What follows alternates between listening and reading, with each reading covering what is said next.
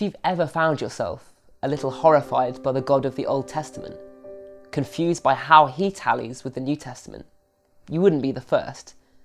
Before Dawkins wrote The God Delusion, a man named Marcion, writing only a century after Jesus lived, took a pretty big axe to the Old Testament, cutting it out of his Bible entirely.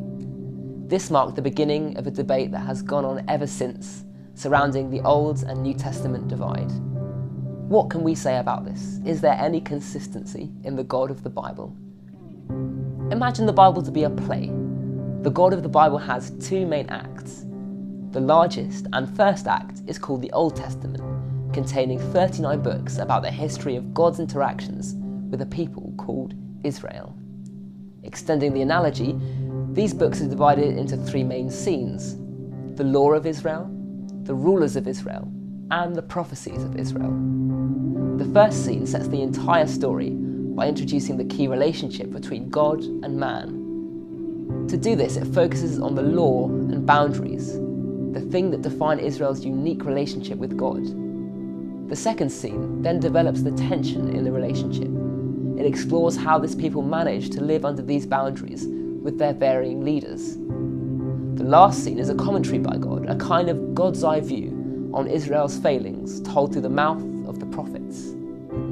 The second act is the New Testament. In it, we see the same pattern of law, rulers, and prophecy playing out. The first four books, known as the Gospels, talk about Jesus' life. Whereas the Old Testament focused on the giving of the law to Israel, the New Testament reveals in the first scene that God gave Jesus, his only Son, and that God did this to allow all people, not just Israel, to be in relationship with him. Then the next scene, the rulers, follows how the church gets on under the guidance of the apostles, those Jesus appointed to lead the church.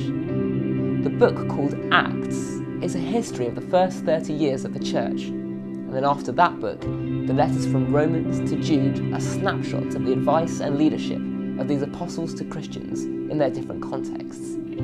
The last scene, prophecy, is seen in the book called Revelation. Now, this book is actually a mixture of letter and prophecy, but from chapter 4 onwards, we get that God's eye view on the events going on, and we see that history has entered a second period, like the opening of a new will, a New Testament as it were, and this reveals previously unknown treasures to new inheritors, to us.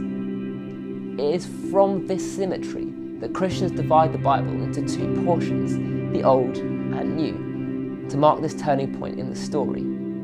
Jesus is the fold and symmetrical story of God's interaction with people. The consistent thread, the consistent character, is shown in God's big revelation at the beginning of the New Testament, the name Jesus, which means God saves. The story and the character of God is one that wants people who have walked away from the life and joy held in relationship with him to be reconciled, literally saved. The Bible shows that this holy and pure God would, in Jesus, even suffer death and humiliation as a criminal to achieve this. God, as the main character in the story of our rescue, is entirely consistent.